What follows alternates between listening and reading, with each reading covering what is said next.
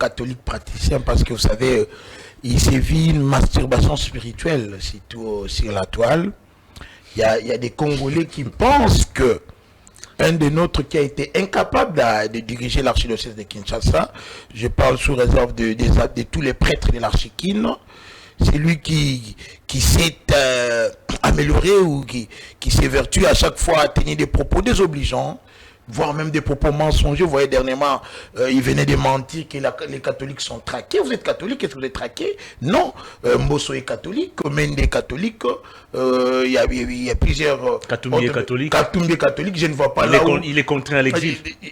Il a parlé des catholiques qui seraient traqués ici en RDC et qui sont obligés de cacher leur foi. Je parle du cardinal Ambongo. Mais il y a des Congolais qui se masturbent. Il n'est pas interdit de rêver. Hein? Il n'est pas interdit de rêver. Mais c'est de la masturbation spirituelle. Ambongo n'est pas prêt spirituellement pour diriger à la destinée de l'Église. Ah bon? Donc vous commencez, vous êtes en mesure même de comprendre que quelqu'un n'est pas prêt spirituellement. Vous connaîtrez l'arbre par ses fruits. Vous connaîtrez l'arbre par ses fruits. Vous êtes incapable de gérer une archidiocèse où les prêtres se plaignent même. Quel est ce prêtre qui se plaint de la gestion? Allez-y auprès de l'archiquine, je cite la source. Demandez, tout prêtre de l'archiquine vous dira que Ambongo citez-nous nommément est le plus médiocre de tous les archevêques que nous avions connus à Kinshasa. Quelqu'un qui est médiocre, incompétent, kakokate comme archevêque, voulait qu'il le préside à la destinée de l'église. Bon, moi je ne vois que c'est pire, masturbation, on peut appeler ça comme vous voulez, mais il n'est pas interdit de rêver. Mais ne vous en faites pas, cela n'arrivera pas. Le Seigneur ne permettra pas qu'à ce que son église entre dans l'apostasie. En bon au pape, c'est l'apostasie de l'église catholique. Là, on ferme la parenthèse. Merci beaucoup. Revenez dans la signature de vous êtes catholique, vous le cette déclaration des principes. Mais vous venez mentir les gens ici, non, bon, on va devenir pape. Vous êtes catholique. Vous ne suivez pas les analyses à travers toutes les médias internationaux. Quelle analyse? Et ces analyses ont dit quoi? Revenez dans les débats. Les analyses de place, je ne suis pas votre contradicteur. Certainement, il y a un autre catholique sur ces plateaux qui aura le temps. Merci beaucoup. Il aura le temps de revenir sur faire ses incantations. Mais il n'est pas interdit de le remettre à l'ordre. Il n'est pas interdit. Merci beaucoup. Déclaration des principes. Kinshasa, Kigali. L'heure est maintenant l'apaisement. Est-ce ce processus ou ce nouveau processus est au-dessus de celui qui est mené à Doha? Ce processus rentre-t-il dans le cadre des marches déjà menées par l'Union africaine, la SADC, ou c'est encore un autre processus qui vient de voir le jour? Certes, il est permis à ce que tout le monde s'exprime parce que la liberté d'expression est consacrée dans notre Bible par excellence, le pacte républicain qui est la Constitution. Mais si des questions scientifiques, nous devons être d'accord que bon nombre de gens doivent se taire.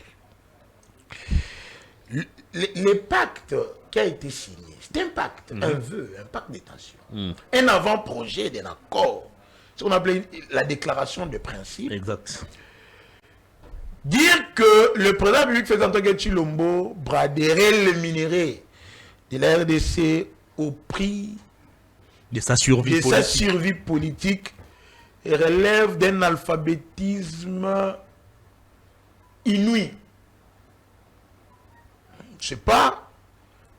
Parce que dans cette déclaration de principe, nous nous sommes entendus que chaque État était souverain, que l'intégrité territoriale de chaque État devait être respectée. C'est-à-dire que c'est un avant-projet, on a posé les bases. Les Congolais doivent comprendre que dans les soft power, c'est-à-dire les démarches diplomatiques menées par le chef de l'État, la méthode douce, comme l'a défini Joseph Nié en relations internationales, la RDC s'est engagée dans des démarches formelles. D'abord, en principe de subsidiarité, il y a l'Union africaine qui nous a recommandé le processus de Luanda, mais il y a aussi l'EAC qui nous a recommandé le processus de Nairobi. Deux processus qui tiennent reconnus même jusqu'au niveau des régulateurs du droit international que vous appelez la communauté internationale. Vous voyez que la résolution 2773 nous renvoie vers le processus de Luanda et de Nairobi. Parce que la guerre étant une pathologie sociale, la meilleure solution pour résoudre la guerre dans toutes les crises du monde n'est que les concertations, n'est que les dialogues. On est La d'accord meilleure sur cet aspect. méthode irénologique. Mais c'est le dialogue. pourquoi dans ces déclarations des principes, l'on doit évoquer aussi une coopération minière et puis associer également le J'en Rwanda? arrive. Je disais que il y a deux types de démarches. Il y a les démarches formelles et les démarches informelles. Parmi les démarches informelles, il y a ce qui se passe à Doha, où le MIR du Qatar, au regard des relations qu'il entretient avec Kigali et Kinshasa, c'est permis d'être médiateur. Mais il y a aussi ce qui se passe aux USA. Ça fait partie des démarches informelles. Mais toutes ces démarches visent une seule chose, rétablir la paix, la quiétude et la concorde dans l'Est de la péninsule du Congo. Mais le chef de l'État en géopolitique et géostratège, connaissant la géoéconomie de cette guerre, a compris que l'on nous fait cette guerre à cause de nos minéraux. Le Rwanda étant un État parasite, le Rwanda est comme un amibe qui doit vivre au détriment de nos minéraux. Il part contracter des accords miniers, mais pour des minéraux qui ne tiennent pas ça, ont tenu vergogne, alors il s'évertuerait de prendre les armes pour venir tuer chez nous.